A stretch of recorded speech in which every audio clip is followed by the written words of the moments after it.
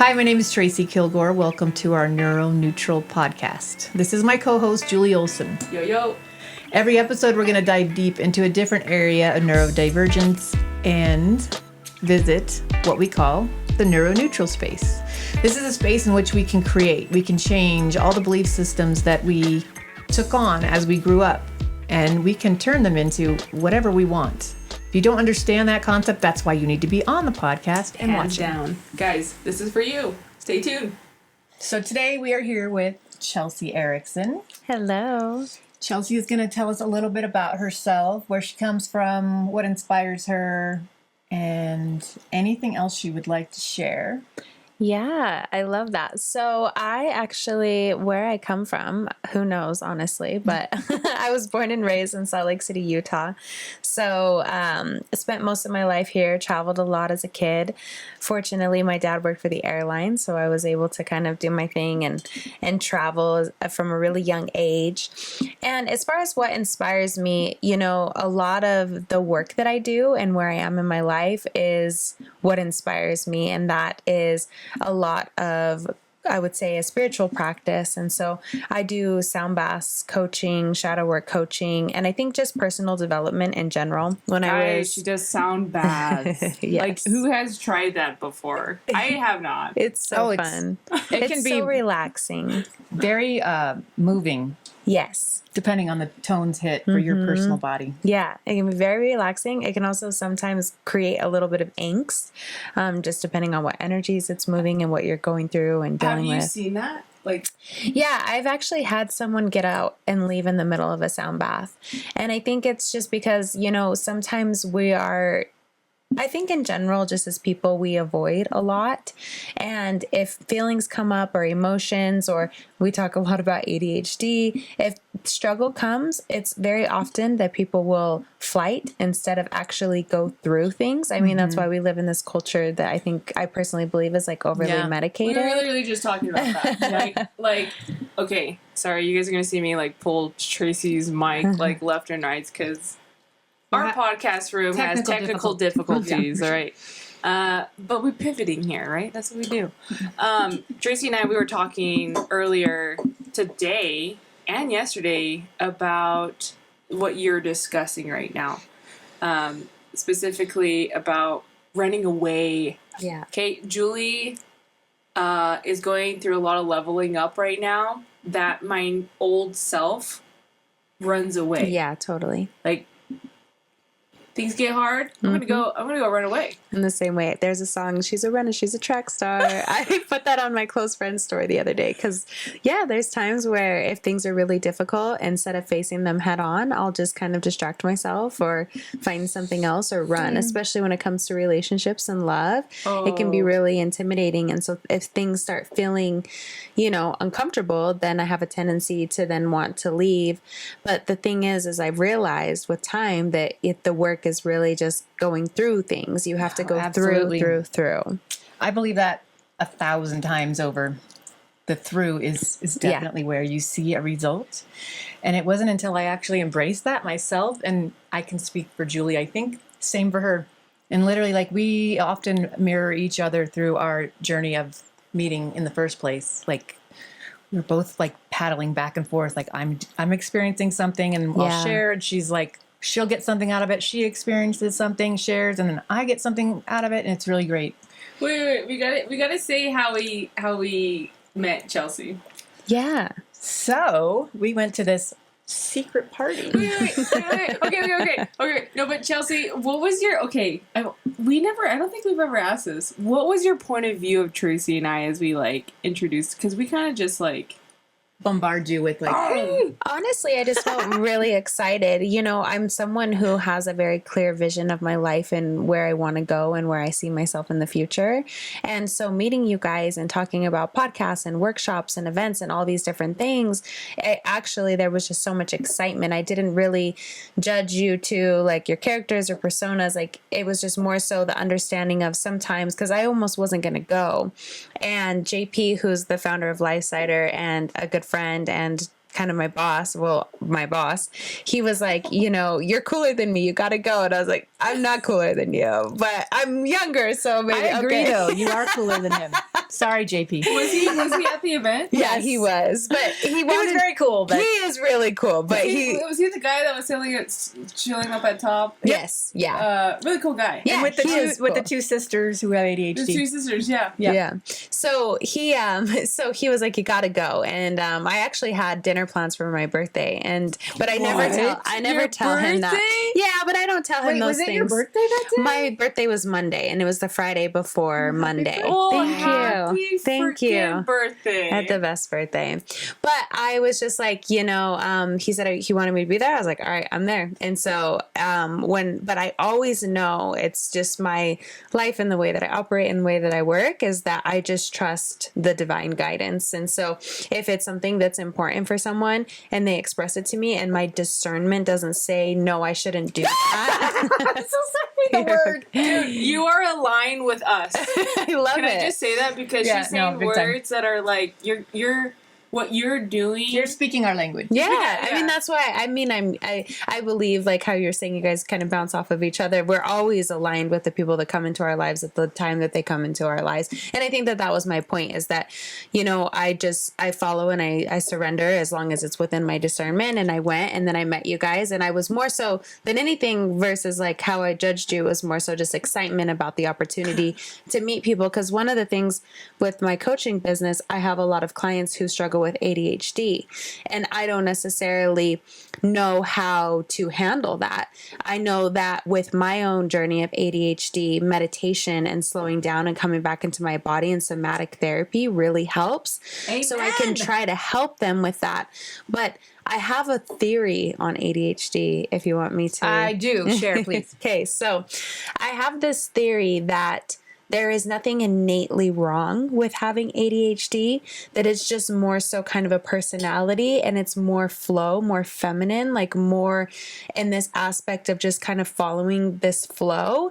And I read a lot of books, and I read a book by David Dida, and it's called Intimate Communion. And he talks about how women will be boiling water and then filling up a cup and then feeding the cat and doing all these different things. And it's in a very flow way that's very different from the masculine, which is very like contained and controlled and safe and structured. Ooh, so a masculine ADHD and then or feminine ADHD. Well, You're saying there's different. I'm speaking of actualities. feminine and masculine energy in general. So aside from ADHD right Okay. now. So I'm saying masculine energy is like more of a safe container, controlled, kind of just like structure, and feminine energy is more flow. And so that's not saying males, females, literally just talking masculine, feminine energy. And so when I see ADHD, I kind of relate it to the feminine of being in flow. Like if you think about if there's a storm outside, it's raining and thundering, and then all of a sudden the sun comes out, that would be like chaotic ADHD, right? It's like one thing you're doing this, then you're doing the next, and so on and so forth. And so maybe we have this idea. Utah weather's ADHD. Yes. We have this idea that there's something wrong with it. I mean, I was diagnosed when I was a kid. I was put on you were? Ritalin. Mm-hmm. How young?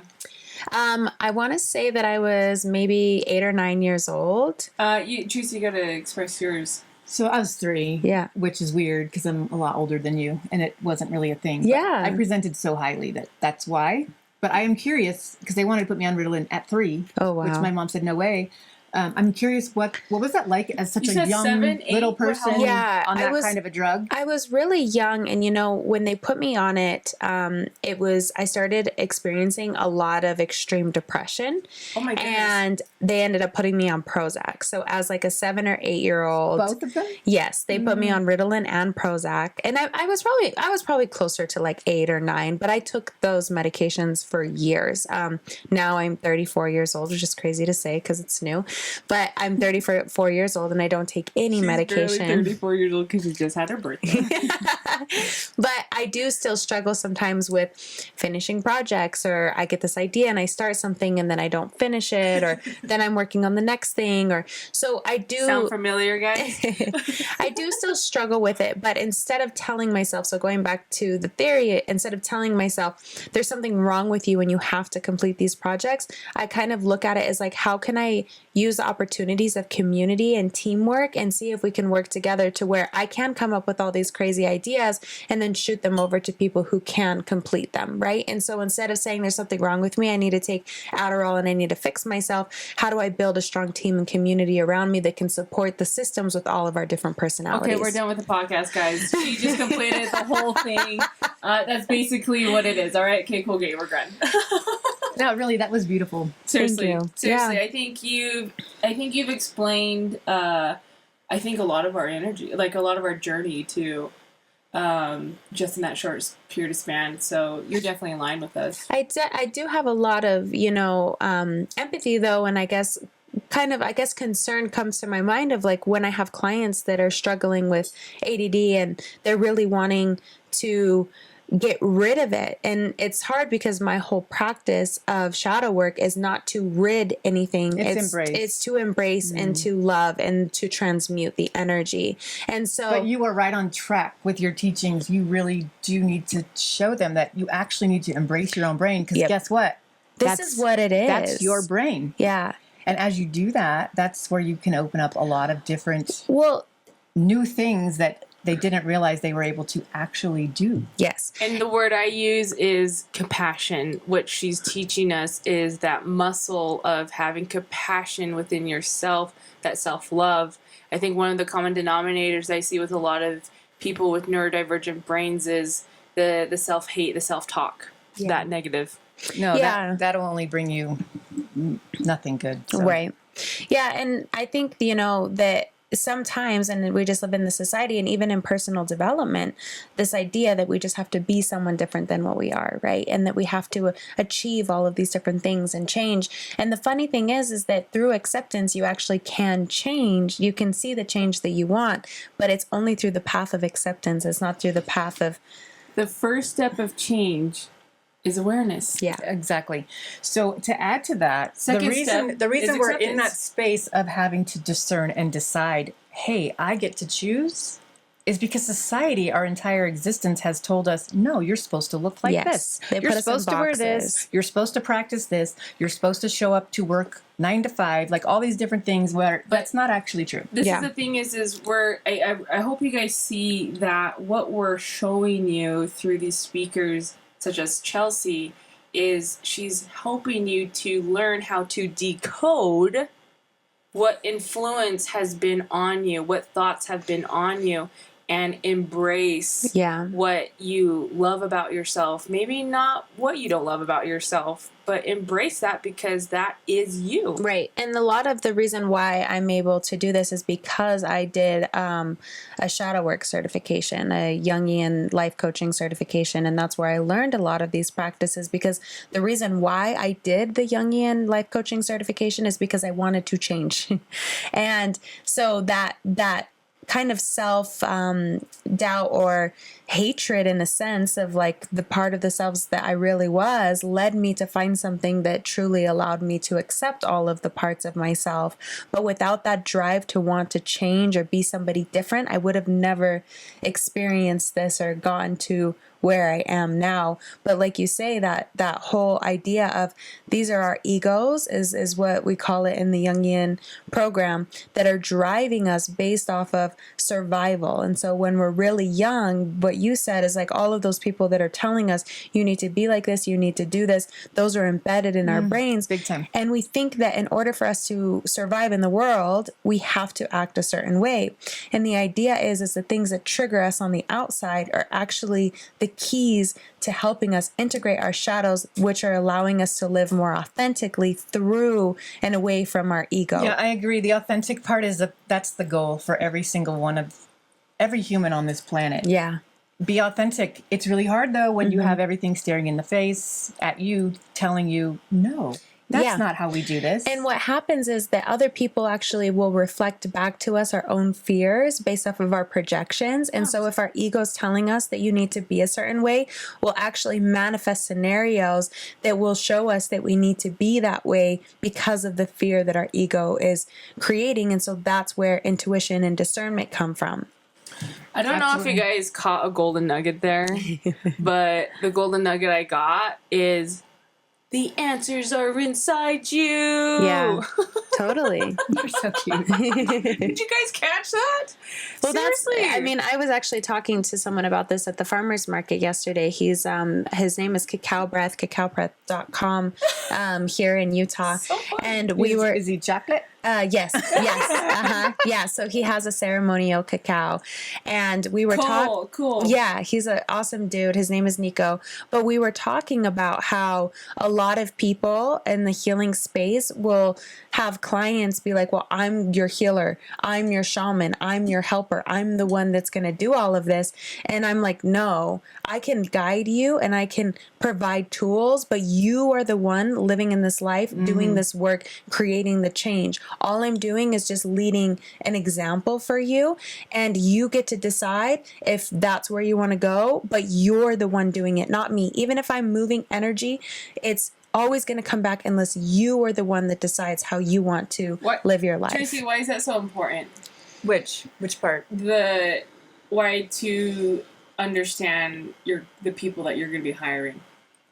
Well, connection and alignment are extremely important. And if you don't align, that means you probably should look elsewhere. So there are people that I will meet with, and sometimes we don't align. So that means I'm doing them a disservice if I'm not sharing that I don't think we're in alignment, and that maybe you need to reach out to someone else who you are in alignment with. Because when you align with the person, so like you and I, you're not pulling, you're not tugging. It's just happening. Right. It's inflow. And it just becomes this very comfortable, well, not always comfortable, but a safe place in which to grow, change, and kind of like evolve and pick at all the things that come up and share them openly.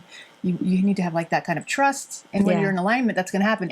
If you're not in alignment, there's going to be a lot of friction, a lot of questioning, a lot of doubting, a lot of not trusting, and then a lot does not occur from that. Not to say that it can't. It's just going to take a lot longer. Yeah, totally. I agree with that. And I think sometimes people might mistake, and it's something that I kind of want to bring up from what you're saying, is that sometimes we can operate in life and other people may trigger us or bring things up, and we'll say, nope, you're toxic. You're not in alignment. I do not believe in that. And then... Wait, what do you mean though? Like I believe your triggers are your best friend. Yes. Like you need what to would be an invite them. example? Because I'm not gonna lie, there are times where I'm like, well, if you're not in I look at it as alignment, more like a distraction. Like, well, my point is that if you're not in alignment with somebody, you're not in alignment with them, but there's always an opportunity to look within to see what it's showing you. Okay, so like our past experiences where we may not have been aligned with an individual, but we learned from that individual Yes. and how they were, and because or the of parts that, of ourselves that they're reflecting back to us. So like one of the easiest ones would be that like if you have a boss that's a complete douchebag, right? He's just like an asshole. And I say he because, but he's just like a complete asshole. I feel like that's probably like the most common, people that people experience. They're like, my boss, he's just a complete asshole. And so the idea is to look at what is he doing that's making him an asshole, and why do you feel like those things are bad things, right? Like, let's say that if he said to you in a meeting, no, I don't want you doing this, I want you doing that. And you walked out of that meeting and you were like, gosh, he's such an asshole because he did that. Well, what if that was just directness and you have a tendency to not be direct because you've never learned how to use your voice like a man has used his voice in the world? So how can you integrate some of that directness in your life, and then he won't reflect back to you an asshole anymore because you've learned how to use your voice? Yes, and I'm going to say something to that. So when you're teaching that, and when I share things with people, it's a process of practicing this new behavior. So your directness may come out feeling really awkward at first, but as you continue to practice it and realize the confidence that you're creating for yourself by speaking your truth, then it becomes natural, but it has to be a practice that you Yeah. just continue doing. Yeah. So And super it valuable. is okay. I have a lot of people, and I feel very grateful for this. And I don't say this lightly, but I have a lot of people in my life who really love me and who give me a lot of praise. And I am a very direct and frank person. So and a lot of people have a fear that if they're direct, that they're going to be rude and people won't like them. But really, the more authentic you are and the more that you speak your truth, I've found personally that the more people are drawn to you and the more people love you, because you're showing up authentically and you're giving people love and respect and honesty. And I think people respect that over anything else. Yep, for sure. And oftentimes when you finally tap into your authentic self, there will still be those people who maybe don't want to be in for your sure. circle, but you won't even notice. You won't notice. Until they might say something negative, but also take that as a compliment. Oh, because yeah. You're not supposed to judge another person. You're only supposed to judge for yourself. And That's my you know that thought. those are their projections as well. So if people are, putting their projections on you, for me, I'm just like, because I do this practice and I know this work, I'm like, wow, that says more about themselves than it says about me. And I just continue on because at the end of the day, it doesn't have anything to do with me. Now, if someone sits down with me and say, you hurt my feelings, I want to have a conversation about this. Of course, I'm going to consider and have conversations and things like that. But if someone's just like, whatever they would have to say, it doesn't have anything to do with me. It's none of my business. Chelsea, and that's sorry. Sorry. No, we want to ask Chelsea, and plus we're all hogging like one thing, so we're just like fighting over. I love this episode. You go. Now I'm probably like, I forgot. I'm sorry. I did actually. So, what did you just say? This is something that happens on a regular for And did you forget lots of too? ADHDers. Oh, yeah. And it's not like we did talk about this actually when we met a little bit. But usually, if you give me a cue, I will go right back into what I was going to ask you. Yeah. So what I was saying is like, if someone wants to have a conversation, they totally can. But how they feel about me one way or another doesn't matter. And that was a really big thing that I learned in the coaching too. Is like, as a coach, I had to learn that if my clients were ecstatic and loved me, or they didn't feel like I helped them, neither of those things really define me as a person. It's what's happening here and how I define myself that's most important, and where you need to really come back to. Thank you, because now I remember. So when you're experiencing things like Chelsea's talking about, in the beginning, it still might sting a bit. Yes. And then totally. you need to have the conversation that she's talking about of, that is not me. That's their projection. That's not actually who I am. And if it's stinging a little, there might be some question in your own mind, am I that? And once you work through that and decide, who are you? And just hold on to that, because who you are is who you are. Well, it's funny because, people, and I told a client this yesterday, think that nothing bothers me. I have it all completely figured out. And it's not the case at all. Like, something happened today that kind of hurt my feelings. And I just always come back to just trust the guidance of your life. Like rejection is redirection, and just keep flowing. And if it hurts your feelings and you feel that, that's okay. Like, something that I've really been big into is just that if I start having emotions come up and I'm feeling sad, I'll just say like, hey sis, like to myself, I call my like nieces and stuff sis, and I'm like, and it's my younger self, and I'm like, hey sis, I hear you and I see you, and it's okay to be sad. I'm here for you. And I just hold space for myself, and it's okay to feel sad. And to be honest with you, after 5 minutes, I don't even think about it anymore. That's really powerful, what you just shared. So if you don't understand how to do that, ask questions. And I think that was amazing, because we are our best coach if we just tap into what's inside. Totally. And so many of us want to just like be okay all the time. And it's like, it's not about being okay. It's just about navigating the waves and just riding the waves of life. Embrace the change. And the people. journey. Yeah. No, and the being okay part, yes, we all want to just be happy and be okay, but you're lying to yourself every day if you just suck it up all the time. You got to feel your feelings. You've got to go through them, like you were saying earlier. This is where you get to where you get to be okay. Yeah. Because you're okay with the happy, the sad, the angry, the jealous, all the things that come up. And then you can coach yourself with your example. I do this thing where I'll and Julie does it too. We were talking about this today. What do I do? Something will happen and I will film myself and I will talk and share it all. And then I'll watch it and I'll be able to do what I would for a person who's coming at me with the same thing. I love that. Yes, it's That's super such a useful. good, yeah. Especially if you don't feel like you have someone to reach out to at the time and it's really bothering you, and you can work through it fairly quickly once you practice this. Well, and you feel stupid doing it, but you'll get over that after you do it a few times, and then it becomes a very helpful tool. I'll have to do that because it's so funny because there's different mind states that I kind of get into. Like sometimes if I am feeling like there's periods where I feel like my ADD like hypes up a lot, and other periods where I don't struggle with it. And so if I'm in this period where I call kind of angst, if I'm in this period of like angst, I typically know that I kind of need to wait for it to pass and then come back to it when I'm in more of like what therapists was called wise mind, more of like with a connection with my higher self.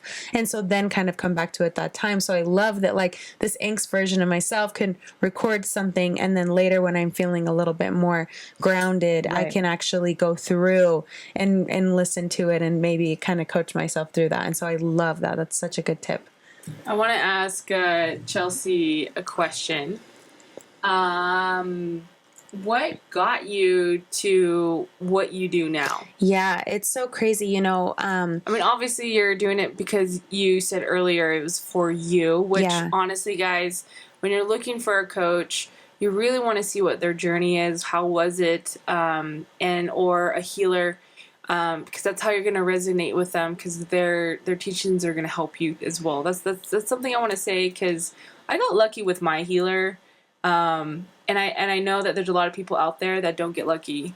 They go through the experience and it's like, I didn't, and it in some ways could have put them back, but hopefully it didn't. Hopefully they learned and they're able to like, anywho. Yeah. But what got you fully to what you did? Like, how did it start? Yeah. How long ago was that? Well, you know, I started getting into meditation when I was really young. So my mom struggles really bad with depression and anxiety. And as I told you, you know, I was put on Ritalin and Prozac and all of these things. And when I was in college, and I feel so grateful because I've always had this like little guidance system that I feel like has just kind of carried me through my life. And when I was in end of high school, beginning of college, I started reading about Buddha. And as I was reading about the teachings of Buddha, I got into meditation and yoga. I went to yoga classes at the community college, meditation classes at the community college. And I started realizing that that line of work really resonated with me. And I started really connecting with just this idea of like oneness and, you know, clearing your mind. And the biggest thing, and I had it, you know, etched in my house, is he is able who thinks he's able. So I got really into manifestation. And I remember being about 17 years old and I was reading Think and Grow Rich by Napoleon Hill. And I just found it so exciting. And so that was what initially got me into kind of the world of like meditation and manifestation. And then when I was 29, my solar return, if you're familiar, it's kind of a period in your life. Like, you know, when they say people go through midlife crisis when they're like 60 years old, we have another one when we're about like 27 to 33, just depending on your natal chart. I'm not huge into astrology. I think I'm still in mine. And, you know, you might be. But I was in a relationship and I feel like I'm getting out of mine. Like and to be honest with you, we go through these changes all the time, but the Saturn returns are like the biggest changes, like when the biggest change takes place.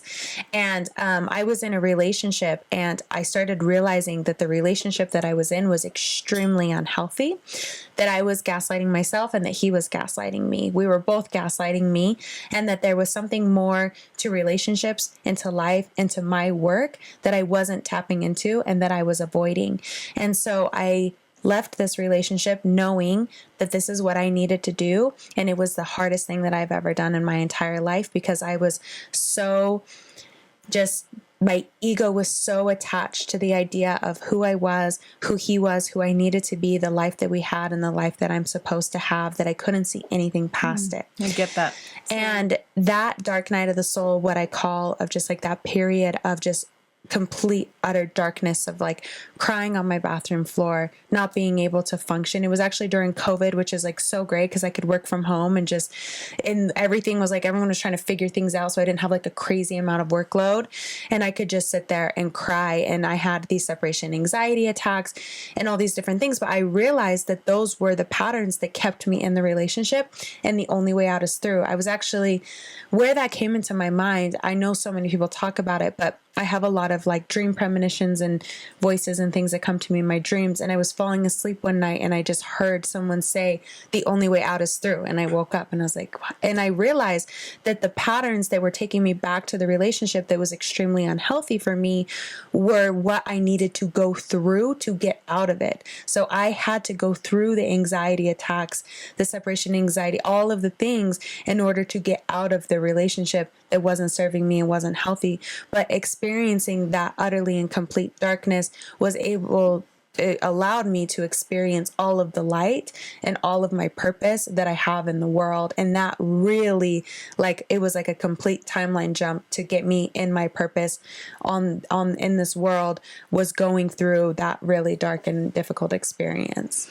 I agree with that on another level because I think those words are what really got me to move to the other space. It's not getting over it, it's getting through it. Yeah. And if you don't go through it, it's still there. Yeah. Yeah, mine was endure. Yeah. I love that. You just keep enduring. Yeah. One step at a time. One step at a time. Just keep going. To begin. Yeah.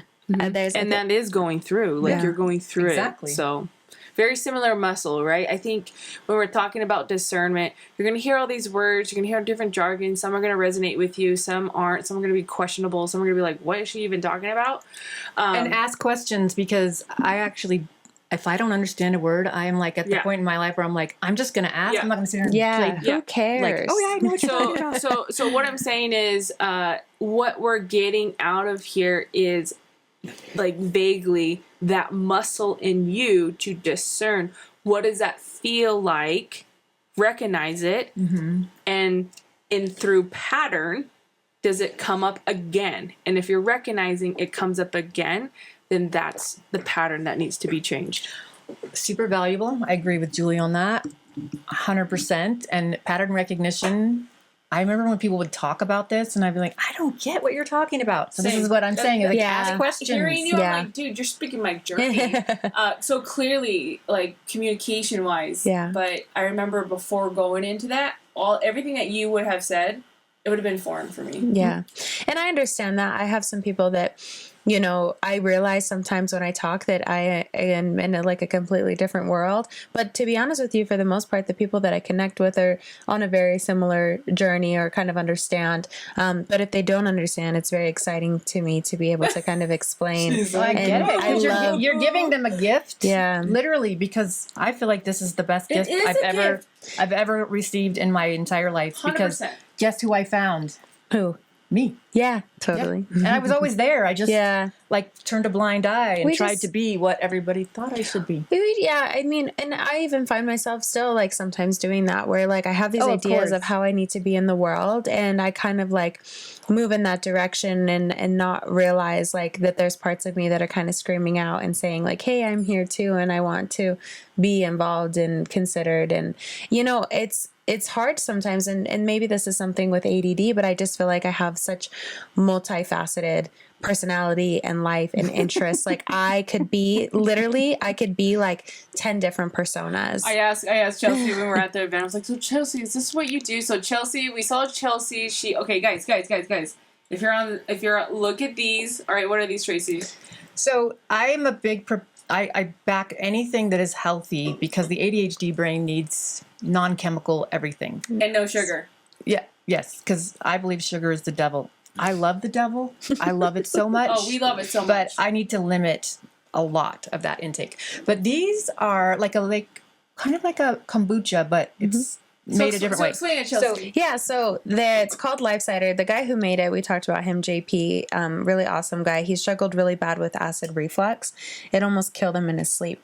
And his grandma, once he recovered, said, you need to drink a tablespoon of apple cider vinegar with every single one of your meals. So he started drinking, and you have to water apple cider vinegar down. So like anyone, it's so you right. have to water it. But it also isn't good for you, like if you take it without watering it down. Didn't know that, because I do shots of it. You have to water it down because it will hurt the enamel in your teeth and then I think your esophagus. But so he started creating this beverage, and he was creating this apple cider vinegar beverage, and then he added vitamins and all these different things. And then his family was like, this is something. He kind of tried to launch it. It didn't go anywhere. He put it on the back shelf.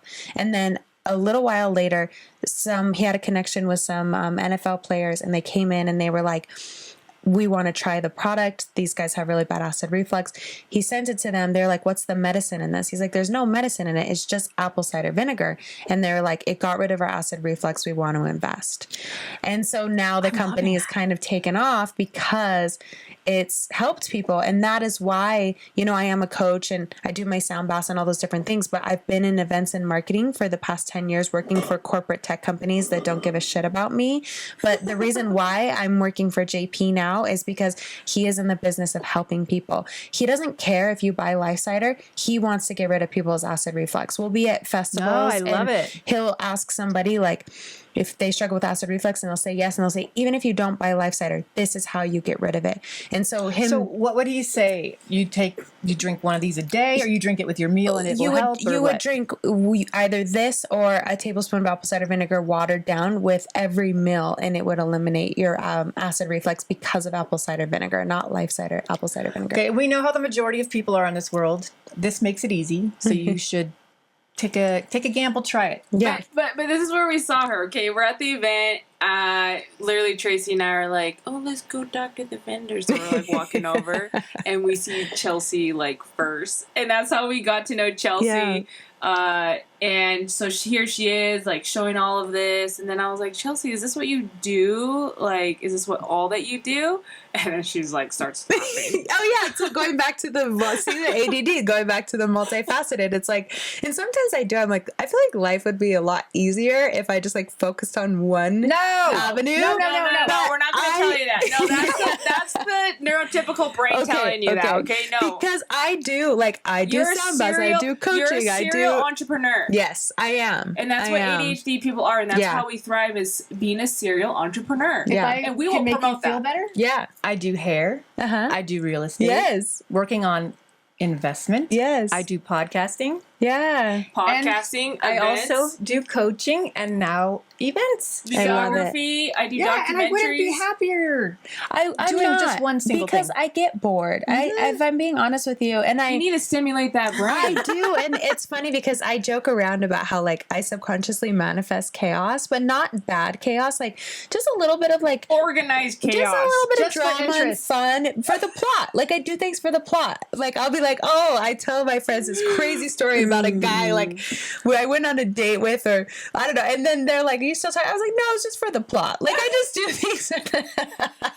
It's fun. I do it because it's fun. I'd love to hear an example of this. Oh my gosh. I don't know if we have the time, but I do want to hear an Okay, example of this. wait. We got time for one more question and we're done. One more question. If that's your question, then No. You'll tell me that later. Right? Yeah. And then maybe I'll share with y'all. We're gonna have Tracy do one last question. We'll wrap up, and we've just been having a great time. It's always sad. It's always sad. It's always sad to wrap that up. But one more question. Okay, so I have several that I like to pull from at the end, but Just for one. me, I would say, what would you say is the most pivotal tool in your journey with ADHD that helps you the most? I mean, you shared a couple of things already, But does anything really stick out for you? Honestly, I just have to say meditation. Like, it can be really hard for us with ADD or ADHD to meditate, but the things that are really hard for us are sometimes the keys to the solutions. Absolutely. And so just really being able to come into my body. Recently, I've been doing somatic therapy. I don't know if you guys are familiar with that, but my somatic therapist, she really, because I'll go in there and I'm like, da, da, da, da, da, da, da, da, and it's not talk therapy, right? And so she, with my permission, slows me down, brings me back into my body, and all of a sudden I'm connected to my higher self. And this is something that I still sometimes like struggle saying out loud, but because I don't fully understand it, but I start to channel, and and it's funny because she's just helping me come into my body, and then I'm channeling messages for myself, which I've never been able to do. I can channel messages for other people, but with the practice of somatic therapy, I can start channeling messages for myself, but I can't do that when I'm in a state of angst. I have to come into my body and come into a meditative state. Okay, so 2 parts. So guided meditation for people that say, I can't do it. Yep. It's going to start the whole process at a reasonable rate of you understanding how to do it. And it's still going to take time. And your mind's still going to wander 1,000 times. And you're going to like think about the dishes, and you're going to think about the toilet paper that you had to buy and you forgot. And like, you're going to think about all those things. May I but give that's a okay. suggestion? Yes, please. So I like to keep a notebook next to me when I do guided meditations, anything, because what you just said, all of these things, when we don't have our phones. A lot of people say they come up with great ideas in the shower. When you have everything away from you, that's when all of the information is going to come in. Just afterwards, brain dump. Boom, boom, boom, boom, boom, boom, boom, boom, boom. And then that way you're not coming out of it feeling that anxiety of like, oh, there was all these things that I felt like I needed to do. Because that's a majority of where my anxiety comes from, is there's all these things I feel like I need to do. It's like 2 hours if I could just sit down and do it. And so really having like a notebook or something to just jot it down. But okay, so guided meditation. So, but I wanted to actually ask you, what is your go-to like meditation? Do you use a certain app? Do you use a certain person? Do you use like what? Not where do you anymore. I literally will just sit or lay down for 5 to 10 minutes. But when I first started meditating, what really helped me is I liked envisioning myself out of my body. For some reason that and that was like when I was 17, like years ago. But I would sit in my room and meditate, and I would just, if my mind started to wander, I would just look down on myself in my room meditating, and my mind started to wander. And sometimes I would place myself in like somewhere with a waterfall or a river, or somewhere on a beach, and I would just watch myself meditate. So I had a point of focus. Would you say that was an internal visual that you had for yourself? Yes. Okay. Yeah. Just trying to make it clear for anyone listening who wants to try this. Yeah, it's like going into your mind and just watching yourself, like being either in a very nice place or somewhere just like relaxing, and then just focus as if you're watching yourself like a TV screen. I love that. Yeah. Yeah, those guys, go to episode 1. There's a somatic healer coach that we brought on. Personal experience is mine. She's amazing. Everything that you went through is talked about, very similar. And you're exactly right. The answers are in yourself, if that's my takeaway from today. But guys, we are so grateful for you in joining us in the podcast today. Thank you, Chelsea, for allowing us to interview you. And I'm so grateful for that. So, in all, thank you, Tracy, for asking the questions as well. Guys, how can we help you? The best way we can do that is by reviews, any questions that you have, so we can start tailoring this content to you, because that's what we wanted. The whole purpose of this podcast is to help the neurodivergent brain in this world, and having compassion and loving themselves and embracing who they are and finding their higher selves. And the ways you can do that is the tools and resources are within you. And so to get yourself started, sometimes it's getting that guided by another individual. So thank you so much, Tracy. One last thing. Yeah. I haven't asked you about this, but I would like to talk about Matriarchs Arise very quickly. No? Well, what I would say is we do got to get going, and I don't know what other things you want to say. All I'm going to say is we have an event September 16th, 17th, and 18th. Chelsea's going to be there. So for our community, whoever wants to experience a sound bath watch out. We're going to be having a link coming out soon. But Chelsea, how can we find you on social media? My social media is at Chelsea Daily, so CHELCDAILY. And that's mostly where I do all of my things. I mainly work through referrals and on social media, and I would love to connect with you. No, and so we'll put her information down below so you can tap into reaching her, and also some information about Life Cider, because it is a great product and I highly recommend you at least give it a try. You don't have to have acid reflux. I do not. It's just I actually enjoy it. in general. Yeah. It tastes pretty good, and If you want access to all three of us, matriarchs arise. hey.